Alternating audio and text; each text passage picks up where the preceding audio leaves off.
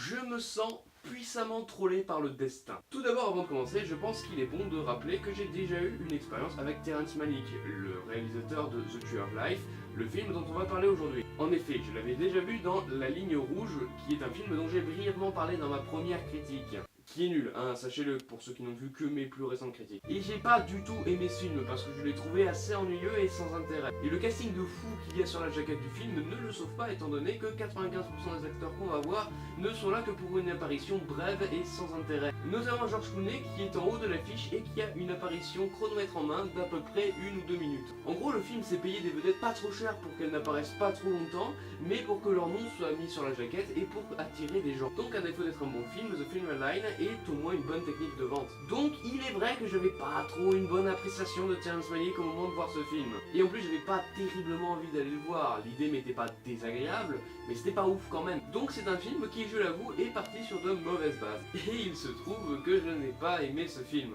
Du tout. Et déjà, pour ce qui est du plus évident, on remarque un peu le même problème que dans The Film Line, c'est-à-dire embaucher des acteurs pas trop longtemps pour avoir une devanture alléchante. Enfin là, c'est quand même en de moindres proportions. Brad Pitt apparaît quand même beaucoup dans le film, et Jessica Chastain, la fille dans Interstellar, pour ceux qui se demandent, un film tellement mieux, apparaissent assez longtemps pour être remarqués, mais ne sont visiblement pas les acteurs principaux de ce film. Ensuite, personnellement, je trouve qu'il y a une atmosphère très prétentieuse qui se dégage de ce film. La façon dont les personnages parlent, et surtout Jessica Chastain en fait, et certains points donnent vraiment l'impression que le film est en train de t'apprendre la vie.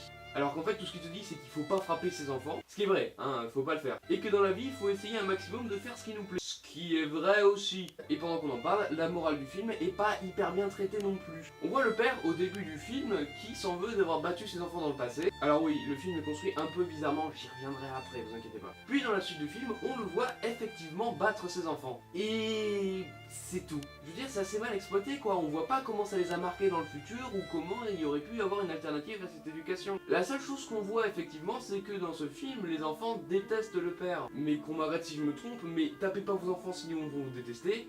C'est pas très recherché comme morale. Je veux dire, c'est un peu évident quand même, quelqu'un va pas te remercier parce que tu le frappes. Là où ça aurait été intéressant, c'est si le film nous avait montré que dans le futur, cette éducation les a marqués. Ou encore si le film nous avait montré qu'il existait une alternative à cette éducation. Et je veux dire une vraie alternative. Parce que pendant le film, on voit que pendant que le père est pas là, la mère laisse les enfants un peu faire ce qu'ils veulent. Et ça, c'est pas une éducation, c'est juste une manière de s'échapper de l'autorité du père. Ce que le film aurait dû faire, c'est montrer qu'il existe une vraie éducation et qu'il existe un vrai moyen pour les parents de se faire respecter autrement que par les coups et la violence. Par contre, ce qui est un peu intéressant dans ce film, c'est qu'on voit que le père est violent parce qu'il veut le meilleur pour ses fils. Et parce que lui-même n'a pas pu vivre la vie qu'il voulait, parce que ses parents l'ont obligé à faire autre chose. Et que donc il est sévère avec eux pour que ses enfants soient parfaits. Mais là encore, c'est pas beaucoup traité, on le voit au détour d'une scène ou deux, et c'est assez vite oublié en fait. Ensuite, il y a au bas mot 40 minutes du film qui ne servent à rien. 40 putain, 40. Pourquoi je dis ça? Eh bien parce que dans le film, il y a une scène de 20 minutes et 2 scènes de 10 minutes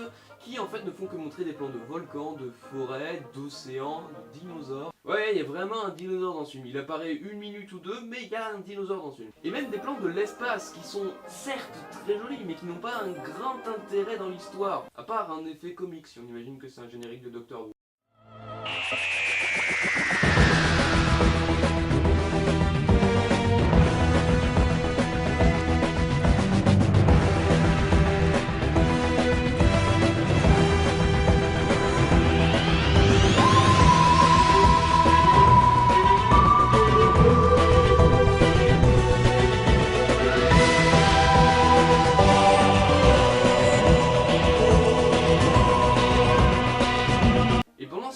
Il y a Jessica Chastain qui balance des phrases un tout petit peu obvious, du genre ouais la vie c'est magnifique, sur un ton qui est encore vachement prétentieux. Bref, donc certains réussiront à dégager une interprétation de ces plans. Et c'est vrai, même moi j'en ai trouvé une. Je dis même moi parce que moi on m'enlèvera pas de la tête que c'est des plans qui ont été faits un peu de façon random et qui ont été juste faits pour que les bobos puissent avoir l'impression d'être intelligents. Mon Terrence, j'ai bien monté les plans que tu m'as dit, mais franchement je vois pas l'intérêt de ces trucs et je comprends pas ce que ça a à voir avec l'histoire. Oh moi non plus, mais t'inquiète, c'est bon, les bobos ils vont trouver un truc, c'est bon, ils adorent faire ça, t'inquiète. Et tout ça participe également au ton extrêmement prétentieux du film. Et enfin, le scénario. Le scénario ne va presque nulle part en fait. Tiens, on va jouer à quelque chose. Je vais vous lire la jaquette du film. Dans le Texas des années 50, Jack, âgé d'une dizaine d'années, grandit entre un père autoritaire et une mère aimante et généreuse qui lui donne foi en la vie.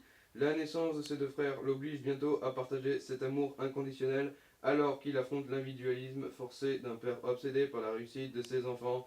Dès lors, Jack devra surmonter les épreuves de la vie pour espérer cheminer vers le pardon et la grâce. Voilà, si vous demandez ce qui va arriver après ça, eh bien...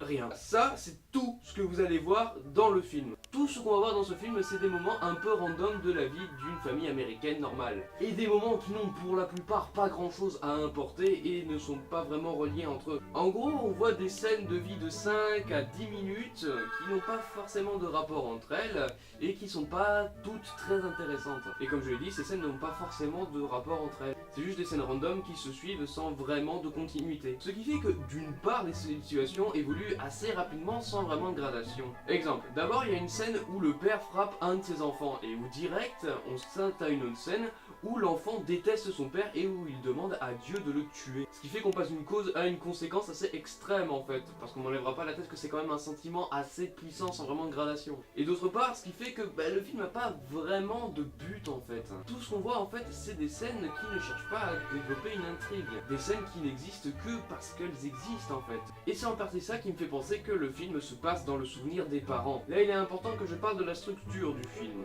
Le film commence donc sur une scène où on apprend qu'un des enfants est mort et où on voit que les parents s'en veulent. Et toute la suite du film se passe dans le passé. Et donc comme je l'ai dit, toutes les scènes sont des moments de vie qui s'enchaînent sans vraiment de logique. Ce qui pourrait donc être assimilé à des moments forts dont les parents se souviennent. Et c'est là que je me sens puissamment trollé par le destin. Avant de voir ce film, j'avais vu le Chroma numéro 4 qui parlait de Signes. Chroma qui d'ailleurs est une émission fantastique que je vous invite tous à voir. Qui parlait de Signes donc, qui est un film qui marche sur le principe du fusil de Tchekhov. J'ai pas envie de vraiment vous expliquer le principe en détail, Karim Debache le fait mieux que moi. Regardez Chroma, c'est vraiment bien. Mais donc pour faire ça très vite, en fait le fusil de Tchekhov c'est quand un élément est placé au début du film et qu'il est réutilisé plus tard. Et donc je me suis demandé ce que serait un film sans fusil de Tchekhov.